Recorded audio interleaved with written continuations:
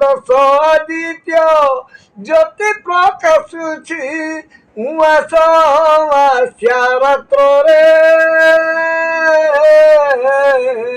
ଜାନୁଆରୀ 1କୁ ପାଳନ କରିବା ପାଇଁ କି ପ୍ରସ୍ତୁତ ହେଇଛନ୍ତି। ବର୍ତ୍ତମାନ ତ ବାପୁକୁ ପୁଅ ମାନିବାର ଅବସ୍ଥାରେ ନାହିଁ, ଆଉ କେମିତି ଧର୍ମକୁ ମାନିବେ? ଧର୍ମ କଥା ଛାଡ଼।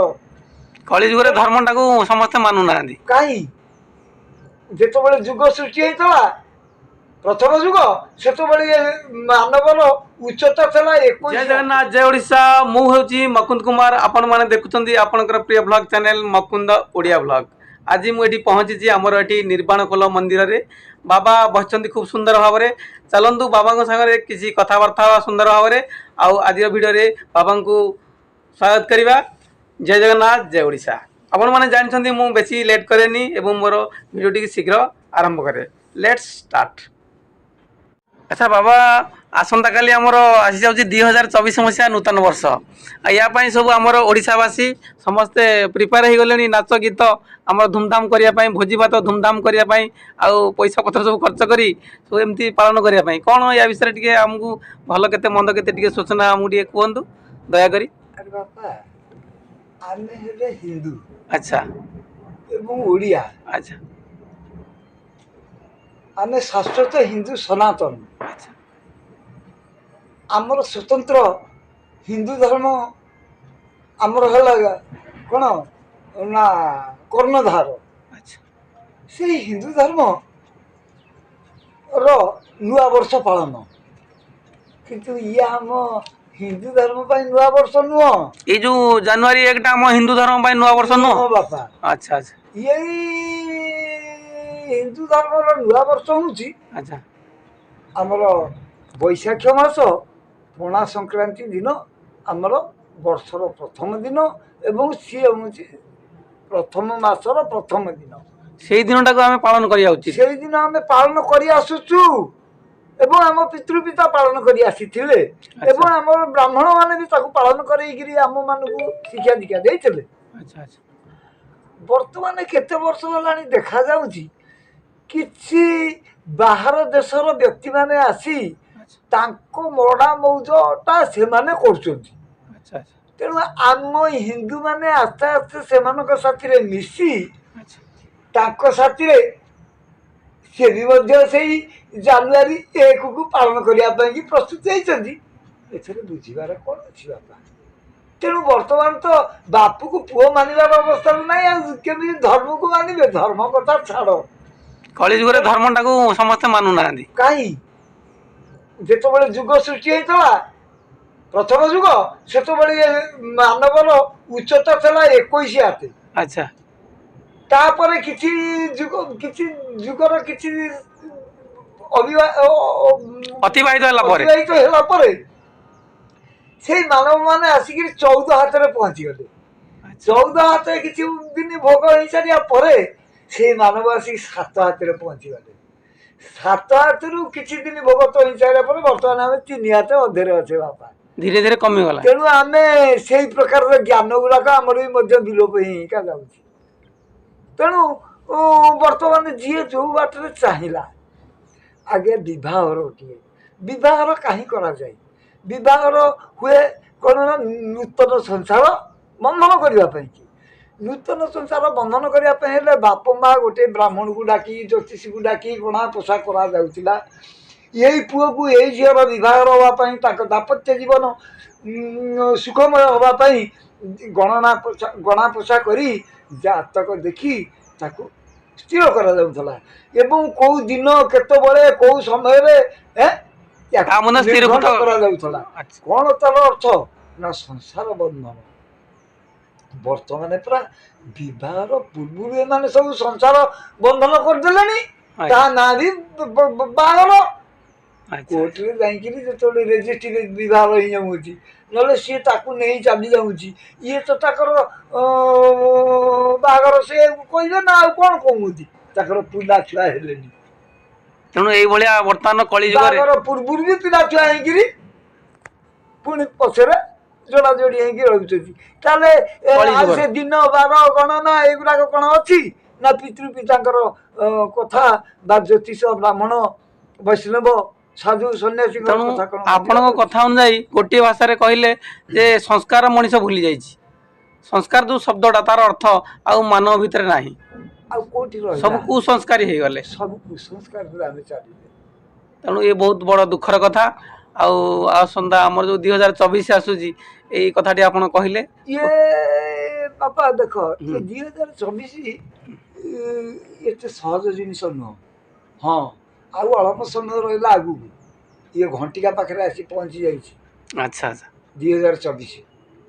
ହେଁ, ଆଗକୁ ଗଲେ ସେ ବ୍ରେନ୍କୁ ଆଉଟ୍ କରିଦେବ। ବ୍ରେନ୍ ଆଉଟ୍ ହେଲେ ଲୋକ ଯାହା ହୁଏ ସେଇଆ ହେଇଯିବ। ଆଚ୍ଛା ବା ଆଚ୍ଛା ଏ ସଂସାର ସେଇଆ ହେଇଯିବ। ଆମର ଦେଖ, ହାରାହାରି ଲୋକମାନେ ଗାଧୋଇ ସାରିଲା ପରେ କାଳେ କିଏ କ'ଣ ଭାବିବନି କି ସେ ଗାମୁଛାରେ ଠିଆ ହେଇକି ଦଣ୍ଡବତ କରୁଛନ୍ତି ସୂର୍ଯ୍ୟକୁ, କିଛି କଥା ମାରୁନାହାନ୍ତି। ତାହେଲେ ସୂର୍ଯ୍ୟ ପ୍ରଣାମ ନମସ୍କାର ମଧ୍ୟ ନିୟମ ନୀତି ଭୁଲିଗଲେଣି। ଆଉ ଇଏ କଣଟା ଆଉ ନୂଆ ରଖିବେ? ବର୍ଷ କଥା ଆଉ କଣ? ଏଇ ନୂଆ ବର୍ଷରେ ଆଉ କଣ ରଖିବେ, କଣ ନ ରଖିବେ? ଆଉ ଜାନୁଆରୀ 1 ପାଳନ କରୁଛନ୍ତି, ତାଙ୍କ ପାଇଁ କି କେତେ ଜୋର ଭଲ ଆଉ କେତେ ଜୋର ମନ୍ଦ। ଆଚ୍ଛା ବାବା, ଆମର ଏଇ ନୂଆ ବର୍ଷଟାକୁ ସମସ୍ତେ ଭାବନ୍ତି ଖୁସିରେ ଗୋଟେ କଟେଇବା। ଆମେ ଯଦି କିଛି ଭଲ ଖାଇବା, ଭଲ ପିନ୍ଧିବା, ଭଲ ନାଚିବା, ଏଇଟା ଖୁସି ବୋଲି ସମସ୍ତେ ଅନୁଭବ କରୁଛନ୍ତି। ବାପା, ଆମର ନୂଆ ବର୍ଷରେ ହୁଁ। ଆମର କ'ଣ କରାଯାଏ ନା, ନୂଆ ବର୍ଷ ଆସୁଛି 365 ଦିନ ଭଗତମାନ ହବ। ନୂଆ ମାସ ଆସୁଛି 30 ଦିନ ଭଗତମାନ ହବ। ସେ ଦିନଟା ଫେରେ ସଂକ୍ରାନ୍ତି ଦିନ ପଡ଼ିଥିବ।